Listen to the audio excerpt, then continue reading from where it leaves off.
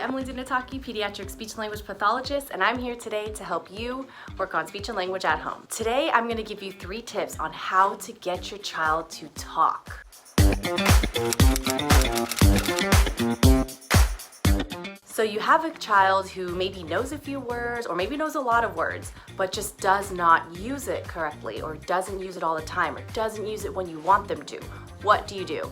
I'm going to give you 3 tips on easy things you can do at home to get your child talking. Number 1 is access. So now your child probably, when he wants something, he's probably gonna grab your hand and bring you to it, or he's gonna get that item himself. So he's gonna grab some chairs or tables and he's just gonna climb up there and get it himself. Well, what I want you to do is I want you to restrict that access.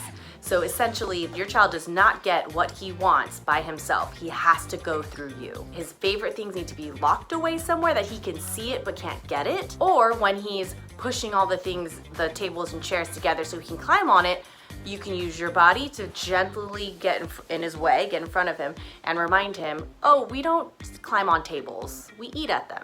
We don't stand on chairs, we sit in chairs. And just remind him what those things are actually used for. We don't climb on them, we use them for a different function. Number 2, withholding and sabotaging. So sabotaging is kind of like it's restricting your access, so it's a little bit of the first one.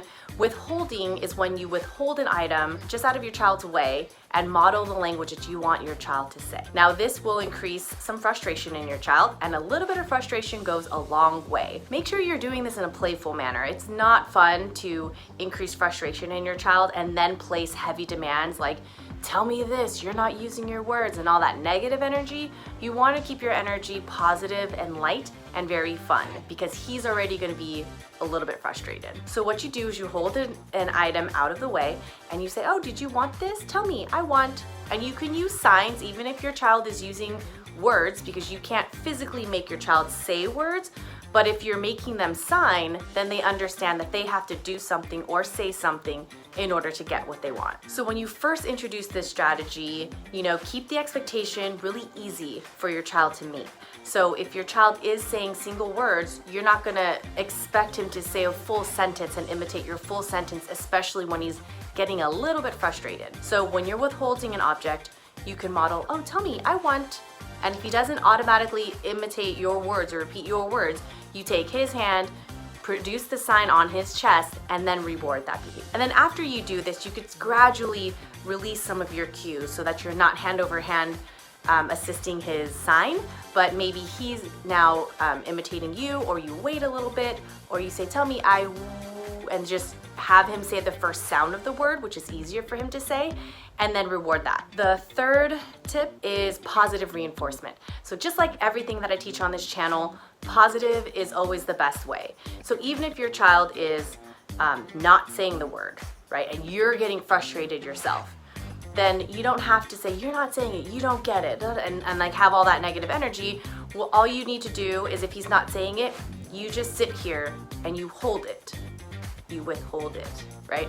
And then when he does do something or say something, so he says a sign or says the word for I want, then you praise him. Oh my gosh, that's so great. And then you also give him whatever the desired object is so that he's hearing your praise, and then he's also getting that physical reward. If you have a sibling in the house or another adult in the house, anybody at all, then you can use that to your advantage. So let's say you're sitting at a table for snack or for lunchtime, and you have a cookie and you can eat the cookie. This cookie is so good. And then your child will look at you and want the cookie. He'll probably reach for it, right? And then you could tell him, oh no, so you're withholding. Oh no, you could tell me, I want. If he doesn't do it, you could go to the sibling. Oh, sister, do you want a cookie? Tell me, I want. And the sister says, I want. Great. Give her the cookie. Or another parent. Oh, daddy, did you want the cookie? Tell me, I want. And then daddy says, I want. He gets a cookie, right? So you're not negatively reinforcing your child's ability to not say the word or the fact that he's not saying the word, but you're positively reinforcing every other member of the family who is saying the words. 2 things to keep in mind. Number 1, your child is not trying to make you mad, and your child is not lazy. Okay, your child has just figured out a way, an easier way, to get what he wants by using the things around him. That is resourceful, and that is intelligent. We want all of our kids to be able to do this and utilize this in life. So knowing that, hopefully that changes your mindset and reduces some of the frustration that you might feel when you're working with your child, especially when you know they have language and they just don't use it when you want. That is extremely frustrating. But hopefully if you have that mindset in the back of your mind, then it'll ease some of that frustration. The second thing is be mindful and purposeful with your own words.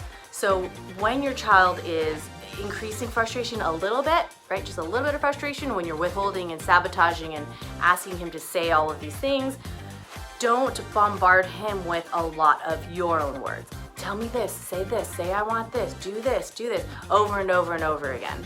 You want to limit the words that you say to him. So make sure you have his attention, and you will if you have the desired object in hand. When you have his attention, you're just gonna model simple language. Tell me, I want, and that's it. Then you wait for him to do it, then you can help him do it. You might repeat it again, maybe a second time, but that's it. You don't want to be bombarding him with a lot of tell me this, tell me that, because it's just gonna go right over his head. And all that energy is gonna just increase his frustration. And we want to keep him at a healthy level of frustration. We don't want him to go over the top. So that's all I have for you today. I hope this was helpful. If you liked this video, go ahead and give me a thumbs up and hit the like button. No, give me a thumbs up and hit the subscribe button down below. And I will see you next time. Thanks for watching. Bye.